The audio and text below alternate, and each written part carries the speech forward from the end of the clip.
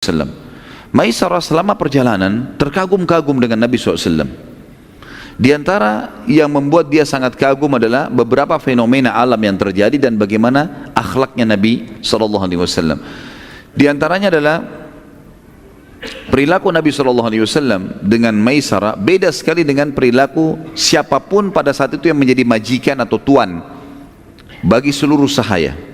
Kebanyakan mereka tuh kasar berkata-kata, suka perintah-perintah sembarangan, kadang-kadang sering dipukul, kadang-kadang marah sedikit nggak diberikan makan, gitu kan. Kemudian kalaupun ada keuntungan, ada segala, tidak pernah ada bagi, tidak ada sesuatu yang dikasih, gitu. Maka berbeda sekali dengan Nabi SAW.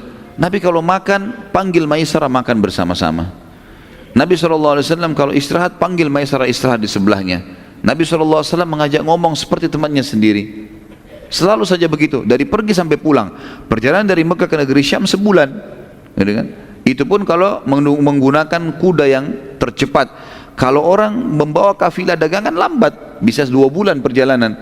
Jadi selama 2 bulan perjalanan, Nabi SAW selalu bermuamalah yang baik dengan dia. Pulang juga begitu. Kemudian fenomena alam yang terjadi adalah sepanjang jalan dia kaget melihat semuanya. Ya, kafilah-kafilah di depan ada kelihatan, di sana kelompok kafilah sekian puluh ekor unta, di sana lagi kafilah banyak padang pasir yang sangat luas. Tapi kafilah Nabi SAW ini yang kebetulan itu cuma Nabi sendiri yang jaga beberapa ekor unta dengan Maisarah. Itu dinaungi oleh awan, tidak panas, padahal lagi terik sekali matahari. Kok bisa awan ini cuma ada di atas kafilah Nabi SAW? Itu Maisarah saksikan sendiri. Pada saat itu lagi terjadi dan sudah sampai di negeri Syam.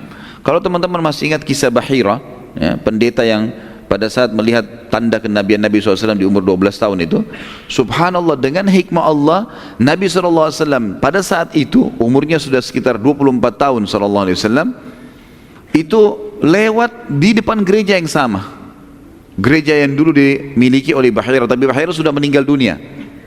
Dan banyak murid-muridnya Bahira situ, pendeta-pendeta yang lain yang sudah memang terbina oleh Bahira ini, dan selalu diingatkan oleh Bahira, ingat ini masa keluarnya kenabian dan perhatikan baik-baik kafilah-kafilah Arab itu, karena Nabi terakhir itu akan keluar dari kota Mekah sana. Ini kafilah-kafilah mereka yang sering bolak-balik, perhatikan baik-baik. Kalau ada kejadian-kejadian yang unik, maka pastikan apakah ada di antara mereka manusia yang sedang kita cari itu.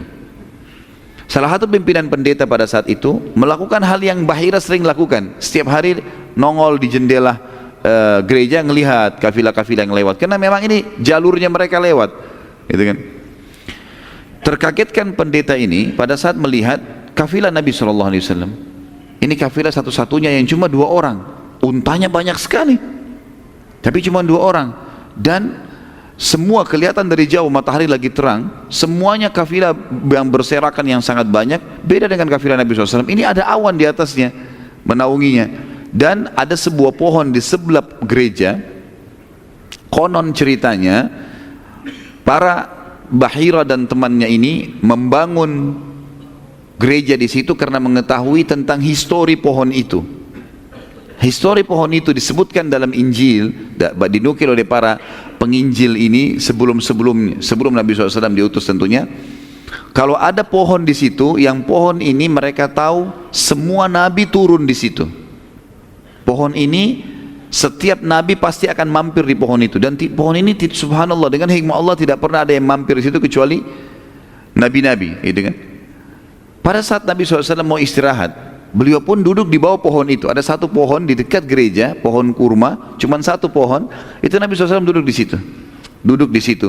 Kemudian kafilahnya, unta-untanya disandarkan, Maisarah dipanggil duduk di sebelahnya. Kejadian yang luar biasa pada saat itu disaksikan oleh kepala pendeta adalah pohon kurma itu tiba-tiba menunduk, ya, menunduk dan terlihat sekali sangat jelas, kemudian menutupi Nabi SAW dari panas. Maka dia pun penasaran dan dia berkata, ini mungkin salah satu tanda. Dia pun akhirnya keluar, kemudian coba melihat peluang kapan Nabi SAW berpisah dengan Maisarah. Maisarah sempat pamit sama Nabi SAW, ingin mencari kalau kita mungkin tempat buang air gitu kan, keluar. Maka oleh pendeta ini dikejar. Lalu dia berkata, hai fulan, tunggu sebentar. Berhentilah Maisarah. Ditanya, kalian dari mana? Saya dari Mekah. Siapa yang bersamamu ini? Seseorang dari kota Mekah, tokoh Mekah yang bernama Muhammad, dan dia punya kafilah dagang gitu kan. Lalu mulailah pendeta ini menanyakan banyak hal. tentang siapa namanya, siapa ibunya, siapa ayahnya, segala macam ditanya tentang Nabi SAW secara terinci. Dan semua yang dijelaskan oleh Maisarah yang dia tahu, kalau dia adalah keturunan yang baik, ibunya meninggal pada saat dia masih 6 tahun, ayahnya meninggal pada saat dia di rahim ibunya, kakeknya bina, sekarang bersama pamannya, dan seterusnya, gitu kan. Dan dia terkenal sekali dengan julukan Al-Amin di Mekah. Semua ini ciri-ciri disebutkan yang diketahui oleh pendeta ini adalah ciri kenabian. Lalu kemudian pendeta ini pun setelah pertanyaan yang banyak kepada Maisarah dan dia penasaran, maka dia mengatakan, baiklah kalau begitu, saya berterima kasih atas pendapatmu ini dan saya coba ya akan menyampaikan kepada teman-teman di dalam gereja gitu. Terus si Maisarah bilang, sebentar, boleh saya nanya enggak? Iya.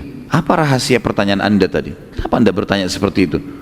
Lalu dia mengatakan, pendeta itu mengatakan, dan ini membuat Maisarah kaget, dan nanti ini yang akan disampaikan kepada Khadijah pada saat pulang ke Mekah, yang mendorong Khadijah mau menikah dengan Nabi SAW. Salah satu faktornya itu. Maka dia mengatakan, ketahuilah wahai anak muda, karena Maisarah masih muda, masih belasan tahun berumur seperti ini, di bawah sedikit dari Nabi SAW. Ketahuilah, menurut keyakinan kami dan apa yang kami dapatkan dalam Injil, tidak ada yang turun di bawah pohon ini kecuali seorang nabi, Maka ketahuilah yang sedang bersamamu sekarang adalah nabi yang sedang ditunggu, Jadi ceritanya hanya seperti itu saja, tidak ada penyampaian setelahnya seperti apa, apakah pendeta itu beriman atau tidak. Tidak seperti kisah Bahirah. Kalau Bahirah memang dia sudah berazam, bertekad kalau memang Nabi SAW di masa kenabian dia masih hidup, dia mau beriman.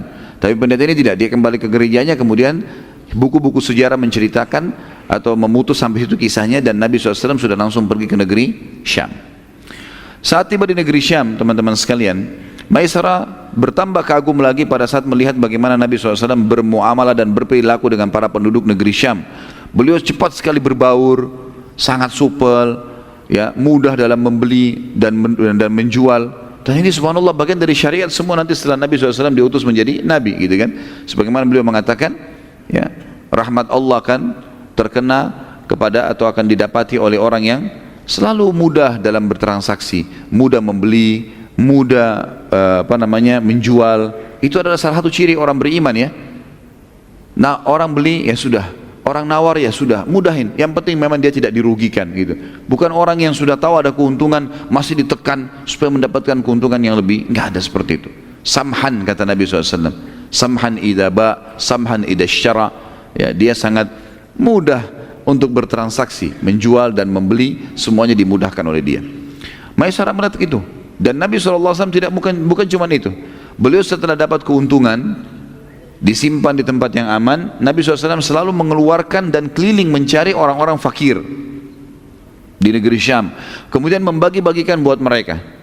Kemudian Nabi SAW juga selalu berusaha untuk menguasai seluruh pasar tanpa letih. Beliau keliling ke seluruh pasar lalu menawarkan produk-produknya tanpa letih. Ini nolak, dia pergi ke tempat yang lain. Ini nolak, dia pergi ke tempat yang lain. Sampai akhirnya terjadi transaksi.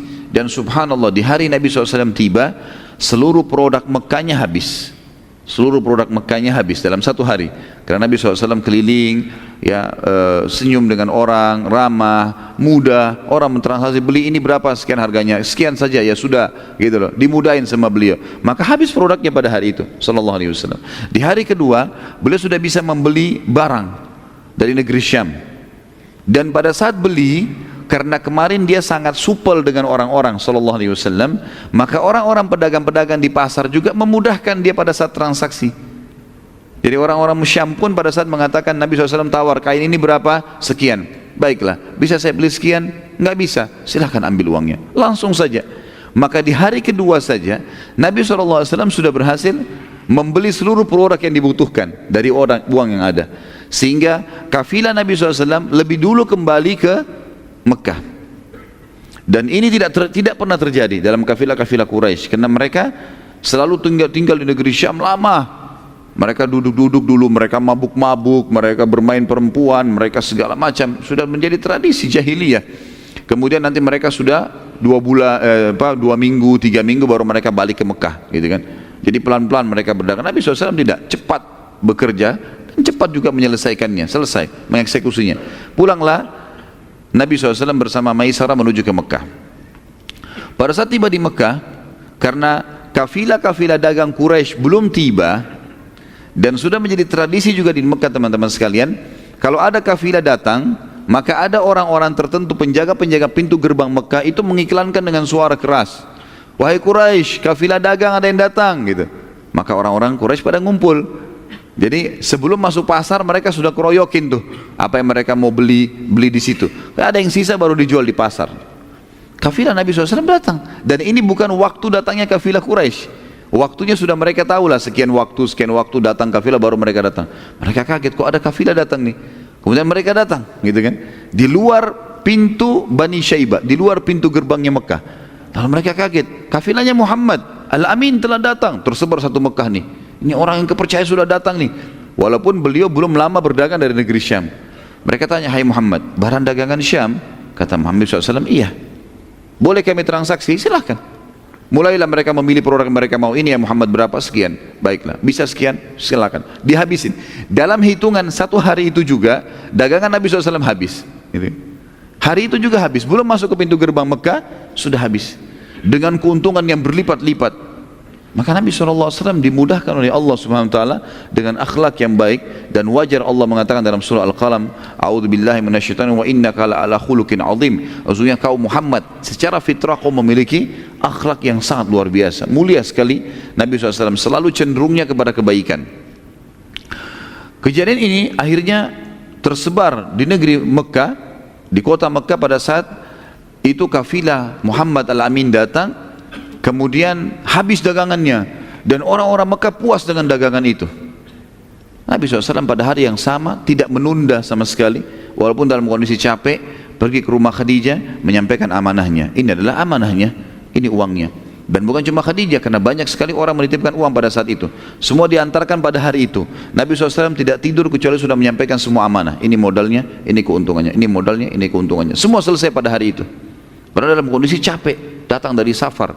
Ini sebuah adab yang luar biasa teman-teman bagi pedagang. Jangan tunda-tunda pembayaran, jangan tunda-tunda pengembalian hak orang lain. Langsung pada saat itu kita bisa tidur tenang, kalau meninggal pun jadi aman gitu kan. Maka dibagilah. Karena kejadian ini makin harum nama Nabi SAW.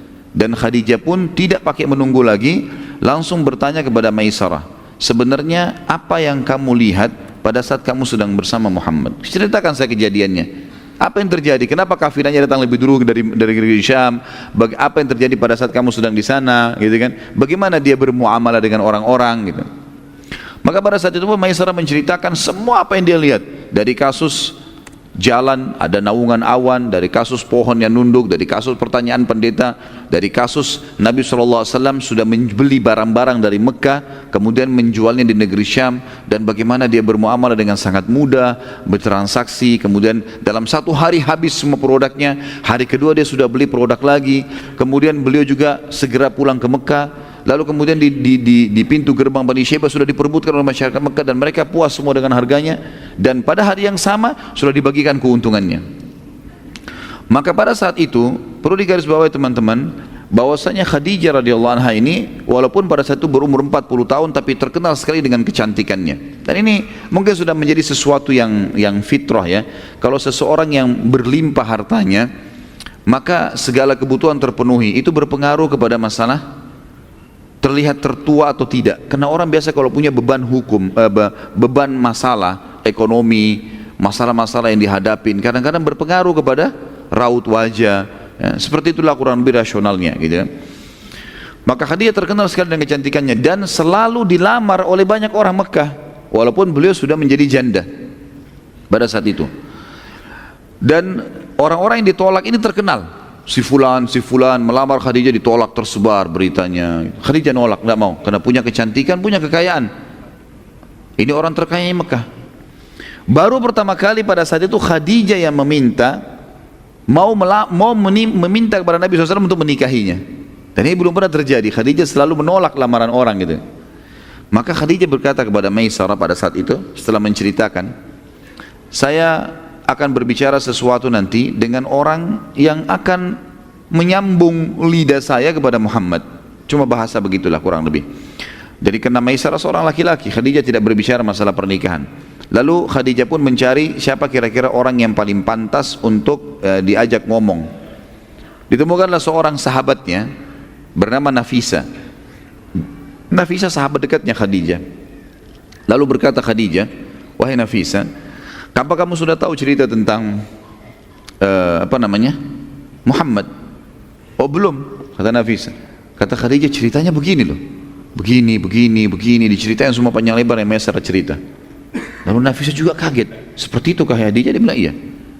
Dan saya punya niat sesuatu yang saya ingin kamu yang menyampaikannya. Kata Nafisa, apa itu?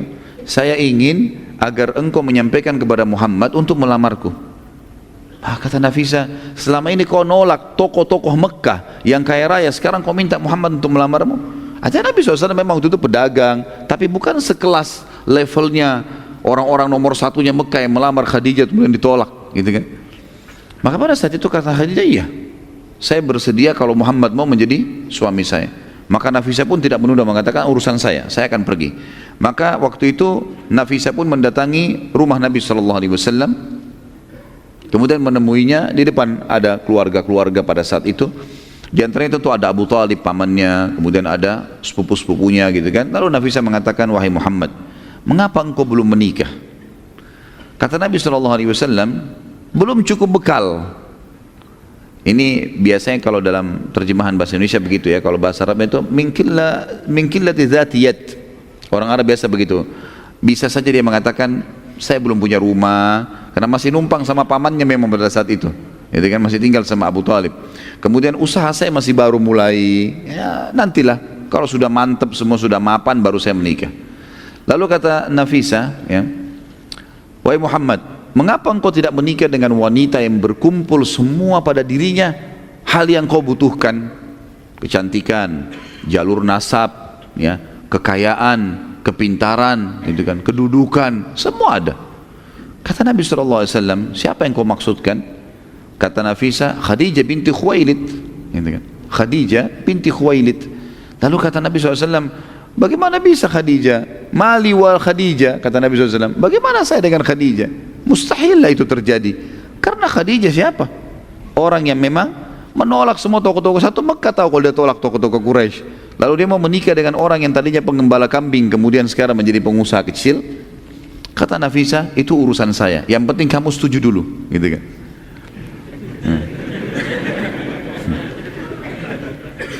Ini yang bujang-bujang yang ketawa ini. Maka pada saat itu pun Nafisa kembali kepada Khadijah mengatakan, oleh Khadijah, sudah selesai urusannya. Apa yang selesai? Muhammad sudah setuju, gitu kan? Kata Khadijah, baik kalau begitu, jangan ditunda, gitu kan? Maka Nafisa kembali lagi ke Nabi SAW mengatakan, wahai Muhammad, sudah selesai urusannya. Apa yang sudah selesai? Khadijah sudah setuju, gitu kan? Sudah selesai urusannya. Kapan kita bertemu? Bertemu. Dipanggillah Abu Talib, paman Nabi SAW, menghadap ke rumahnya Khadijah. Dan Khadijah itu ditemanin oleh, ada yang mengatakan yang temanin, waktu itu Nabi SAW dikatakan ditemani oleh pamannya Abu Talib dan Hamzah. Tentu ini sebelum bicara masalah Islam ya. Kemudian dari pihak Khadijah ayahnya sendiri Khuwailid, dan ada yang mengatakan ditemani juga oleh sepupunya Waraqah bin Naufal, ya, pendeta Nasrani nanti yang akan mengakui kenabian Nabi SAW di masa penerimaan wahyu, Iqra bismi rabbikal ladzi khalaq. Baik, pada saat itu terjadilah kesepakatan dan akhirnya menikahlah Nabi SAW dengan Khadijah. Dan pada saat itu maharnya Nabi SAW yang diberikan adalah 20 ekor unta, ya. Jadi satu ekor unta itu sekarang sudah berapa harganya? Ratusan juta, gitu kan? Apalagi ya sampai 20 ekor unta ini. Dan ini bantahan yang sangat jelas kepada para orientalis yang mengatakan Muhammad sengaja menikah dengan orang kaya karena dia ingin membiayai hidupnya. Dan ini tidak benar sama sekali. Salah sekali ini. Karena Nabi SAW waktu itu setelah menikah pun sama Khadijah, beliau yang memberikan kebutuhan rumah, nafkah, walaupun tetap memutar modal Khadijah. Karena setelah menikah, Khadijah menyerahkan seluruh hartanya radhiyallahu anha kepada Nabi SAW untuk dikelola, gitu kan? Silakan kelola, lalu dipakai bersama-sama, gitu kan? Nabi SAW pada saat itu, teman-teman sekalian, menikah dengan Khadijah tentunya itu berumur 25 tahun dan Khadijah 40 tahun. Dan ini juga sekaligus bantahan yang mengatakan bahwasanya Nabi Muhammad itu, kata orang-orang orientalis ya, dan ini dikembangkan oleh para orang-orang liberal sekarang, kalau Nabi SAW itu menikah lebih dari satu wanita sampai memiliki beberapa orang wanita, itu karena hawa nafsu. Ini pemahaman yang fatal sekali, salah. Kenapa? Karena Nabi SAW pada saat menikah dengan Khadijah, sampai Khadijah meninggal, Nabi SAW tidak poligami. Beliau sendirian. Padahal pada saat itu Nabi SAW mampu untuk menikah lagi. Sebagaimana kita akan lihat nanti, fase penobatan Nabi itu di masa beliau masih berumah tangga dengan Khadijah. Dan bisa saja beliau menikah pada saat itu. Tapi Nabi SAW tidak melakukannya. Dan dalam kondisi Nabi 25 tahun untuk menikah, Khadijah 40 tahun. Gitu kan. Jadi jelas sekali terbantahkan, tidak ada hubungannya dengan hawa nafsu ini. Dan kita lihat Nabi SAW menikah setelah meninggalnya Khadijah. Ya, setelah meninggal Khadijah, barulah masuk wahyu turun menyuruh Nabi SAW untuk mengizinkan Nabi menikah dengan Saudah binti Zam'ah. Kemudian baru menikah dengan Aisyah. Kemudian baru datanglah wanita-wanita yang lain. Setelah itu yang dinikahi Nabi SAW, itu pun wahyu dari langit, bukan keinginan Nabi SAW. Karena perilaku Nabi, perkataan Nabi semua dikontrol oleh wahyu, gitu kan? Wa ma yantiqu 'anil hawa in huwa illa wahyu yuha.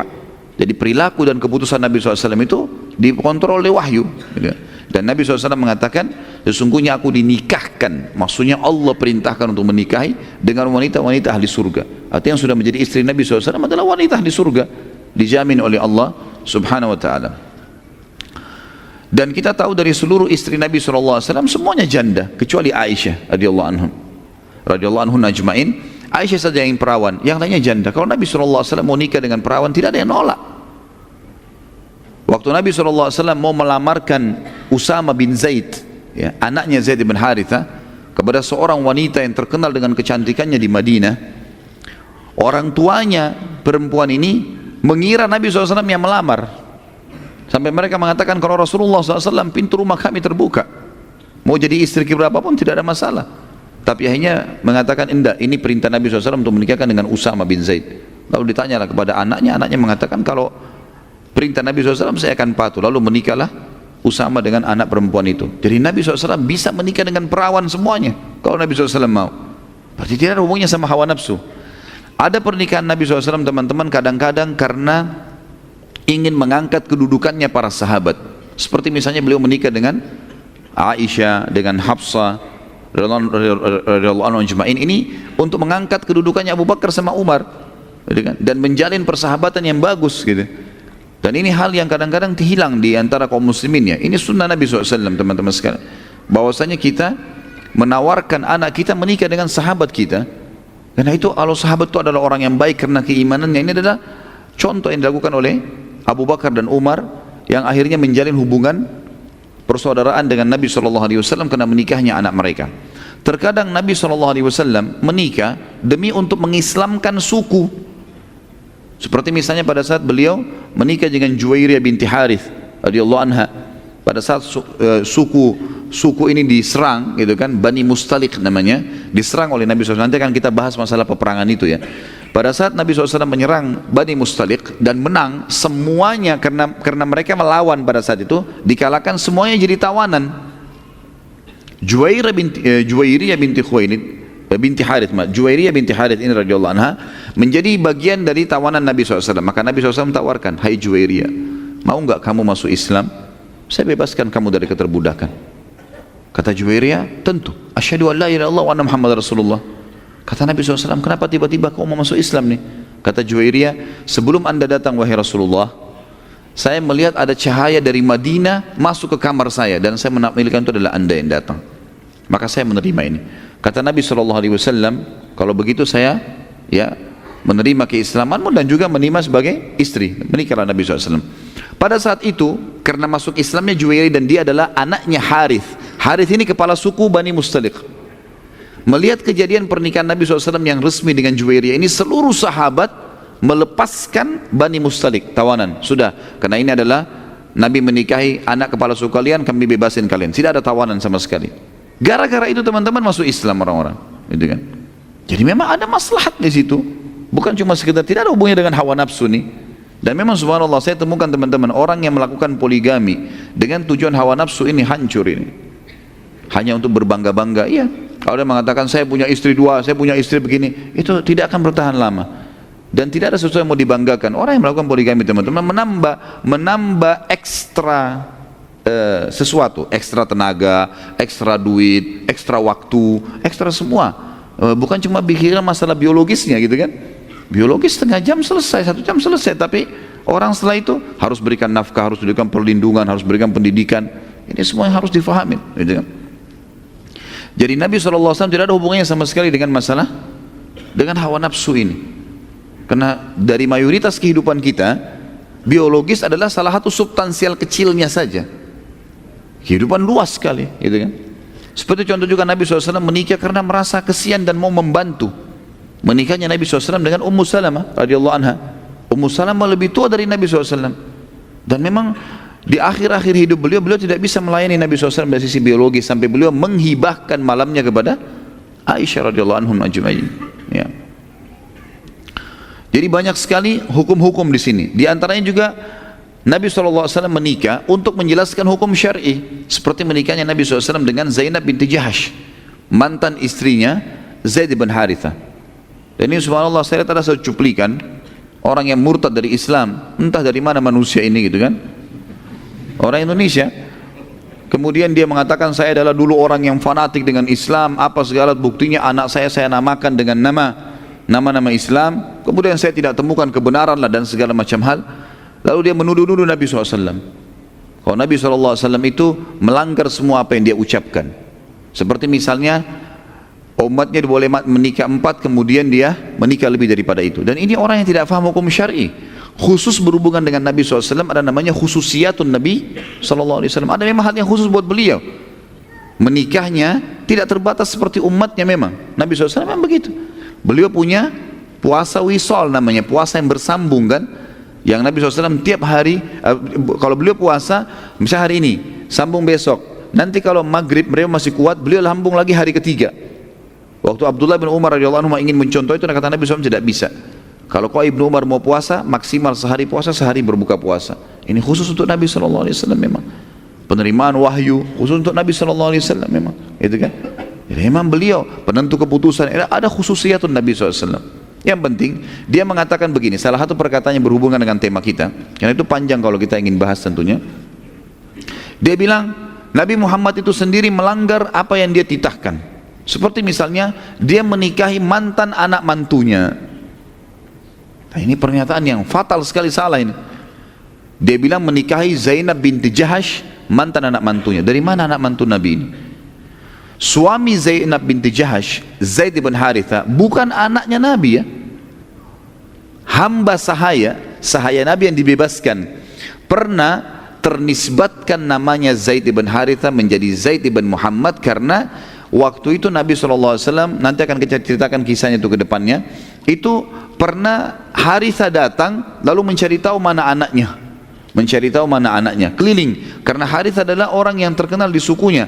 Kemudian dia pun keliling mencari. Waktu terjadi peperangan antara suku dia dengan suku yang lain, dikalahkan sukunya Harithah ini. Kemudian ditawanlah semuanya termasuk Zaid ini. Dijuallah Zaid dari pasar ke pasar sampai di pasar Mekah. Khadijah beli. Waktu sudah menikah dengan Nabi SAW Khadijah, lalu kemudian Zaid bin Harithah dihadiahkan oleh Khadijah untuk Nabi SAW. Lalu Harithah datang ke Mekah, nyari tahu informasi anaknya mana nih. Dia dengar anaknya ada di salah satu toko Mekah. Datanglah dia ke Mekah setelah menikah Nabi SAW dengan Khadijah. Lalu dia mengatakan, hai Muhammad, Zaid ini bukan budak, bukan sahaya. Ceritanya gini, suku saya sama satu suku pernah berperang, kami kalah, lalu kami dijadikan sahaya, gitu kan? Dijual belikan. Jadi Zaid ini orang bebas. Saya ingin tebus, berapa kau minta bayaran, saya akan bayar. Kata Nabi SAW, tidak usah tebus apa-apa. Supaya bijaksana, kata Nabi, tanya aja Zaid. Zaid ini maunya ikut saya atau ikut anda gitu. Kalau dia mau pilih anda sebagai orang tuanya, silahkan ambil saja, nggak usah bayar apa-apa, bebas Zaid. Kata Harithah, luar biasa ini, akhlak yang luar biasa. Dia bilang bijaksana sekali. Baiklah, saya temuin Zaid. Ditemuin Zaid. Lalu ayahnya Harithah kaget waktu dengar jawabannya Zaid, gitu kan. Maka kata Harithah, hai Zaid, kau tahu saya adalah ayahmu dan Muhammad orang yang sangat bijaksana. Kau akan bebas dari keterbudakan hanya dengan ikrar perkataan mulutmu mengatakan saya memilih ayahku. Kau akan bebas, kau akan pulang, kau jadi anak kepala suku, menjadi penggantiku nanti. Jadi seperti di raja nanti. Apa kata Zaid? Saya tidak mungkin ayah memilih orang lain setelah Muhammad. Gak ada lagi. Orang ini mengalahkan ayah saya sudah. Gitu.